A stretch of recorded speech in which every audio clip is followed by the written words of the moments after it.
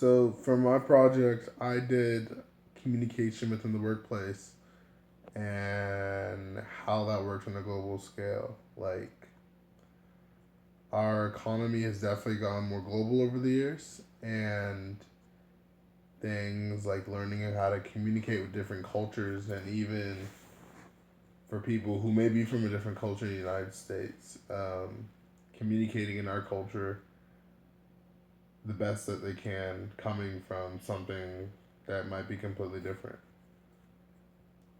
So it actually found out that an increasingly global economy, United States companies will perform better by hiring individuals who can communicate better in foreign languages and helping current employees develop these language skills that they might not be as good in. Foreign language skills will be more important in the future, and language abilities can help executives advance their careers, speed overseas expansion, and boost corporate and personal success. A company encumbered by language barriers will not be able to take measures to prevent simmering problems from boiling over if the hazards are not communicated well. An English only speaking boss may be too intimidating to approach for employees who speak English as a second language, like it's not what they're used to, and they feel embarrassed by making mistakes. So think about if you've ever been in a situation where you're like learning from somebody and they maybe aren't as smooth in their approach, and it's scary even making a mistake around them. So I guess it's that same scenario. Overseas assignments have become common among executives, and employees move into a growing array of markets where English may be a second or third language. The organizations out there are looking for a leader that has these skills to communicate in different culture, which is why it becomes more and more important. American companies nowadays send their most promising candidates into overseas roles to broaden their skills and experiences to provide them a more comprehensive view of their organizations. Roughly 1 in 3 of these participants said their firms were sending more or significantly more U.S. nationals on expatriate missions than 2 years ago. This is double the percentage that said their firms had sent fewer or significantly fewer U.S. nationals over the same period. This trend is likely to grow stronger. Sending American Sending American employees overseas does not necessarily solve the issues companies are facing globally with regards to communication. Companies face a number of issues when doing business with non-native English speakers, including recruiting a diverse workforce, providing consistent customer service, and generally managing their offshore operations. Many of these issues, such as customer service, communicating with vendors, and safety, would obviously benefit from multilingual proficiency among all employees, not just the higher ups. Strong foreign language skills can play an important role for U.S. citizens and their executives. Most companies prepare U.S. executives for foreign assignments, including foreign language study.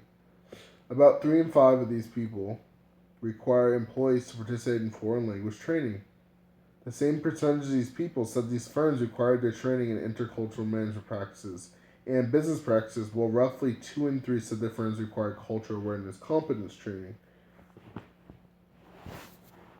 U.S. companies also expect non-native speakers to have a high level of English competency. Um, a lot of these people say that English competency is required to even gain promotion in these cases. But very often, a native person, somebody coming from the United States, believe this is not enough, and it kind of plays on that the part of intercultural communication.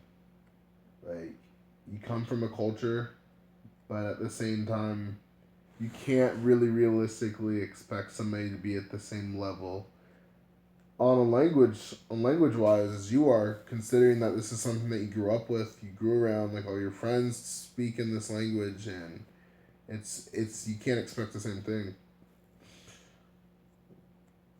Poor language skills can be an impediment also.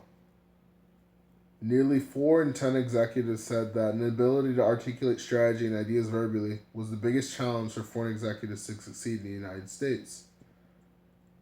A similar percentage cited separately an ability to communicate effectively with employees or with customers and business partners. A surprising small number said one of the biggest challenges was an inability to articulate strategy and ideas in writing. This may reflect a general understanding that foreigners are more likely to have an advanced knowledge of English, if not fluency. English is most widely learned second in non-English speaking countries.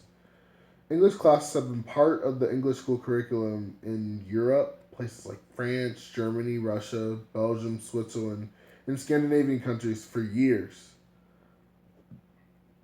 A few years ago, a report circulated among media outlets that found that more people are learning English in China than there are native speakers. A 5-year initiative to increase proficiency throughout the country is mandating that schools begin teaching English in kindergarten and that all workers master 1,000 phrases by the age of 40.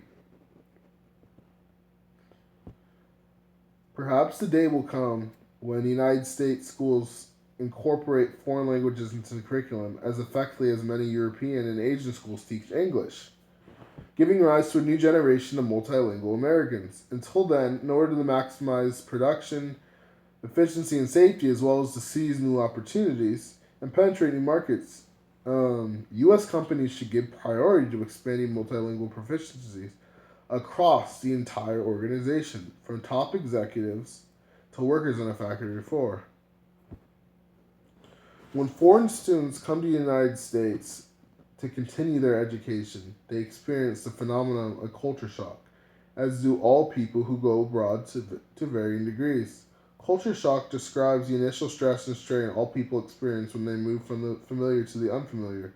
Living in a different culture influences your mental, emotional, and physical sense of well-being. The impact can be obvious, such as stomach upsets from new and unusual food to not knowing how to conduct yourself in a social scene like you might when you're back home. Foreign students are faced with incredible transitional experiences and must choose how to handle them. When they choose to modify their behavior and adapt to the foreign culture, each event serves as a lesson, an opportunity to learn new behaviors. When they choose not to adapt, however, these same interactions are experienced negatively and are cause for frustrations, anger, and oftentimes feeling helpless. Like, have you ever been in a class that you just don't get completely and, like, there's nothing you can do? When foreign students return home from the United States, they generally encounter reverse culture shock and feel confused. They sometimes feel at ease with friends, family, and once familiar circumstances. The political climate may have changed, or friends may have married, moved, or simply seem different than remembered. Returning foreign students experience subtle forms of rejection. They go through many of the same mental, emotional, and physical adjustments they did when they first went overseas. Again, it's a process, and after a while, they begin to relax and get used to it. Some say during this period they begin to come to terms with the effect of living in another culture has had on them. It is at this time that the concepts they studied abroad are questioned for relevancy and they finally start to take effect. There is a need in the United States, a severe need to understand the realities of communication in a culture that isn't one's own. Because all nations are becoming more globally interdependent, it's imperative that as students we understand the complexities of living in a foreign culture. Communication across cultural boundaries is a very difficult thing. Differences in customs, behavior, and values result in problems that can be managed only through effective cross-cultural communication and interaction. Most communication is manifested through symbols that differ in their meanings according to time, place, culture, or person. Despite all the technological wonders that are occurring, we need to work with one another on a person-to-person basis. And this includes businesses. To be effective, we have to overcome stereotypes and language barriers. When individuals have misunderstandings or commit errors, interacting with different cultures becomes even more of a hassle.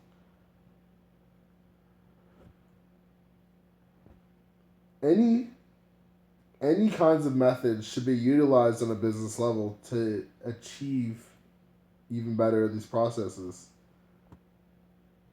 Um, Basically, intercultural communication is becoming an incredibly important thing nowadays, and it can't be stressed enough that sensitivity, as well as an openness, as well as even maybe some more knowledge on different cultures, and even on our culture and how it relates to other cultures, is a very important thing.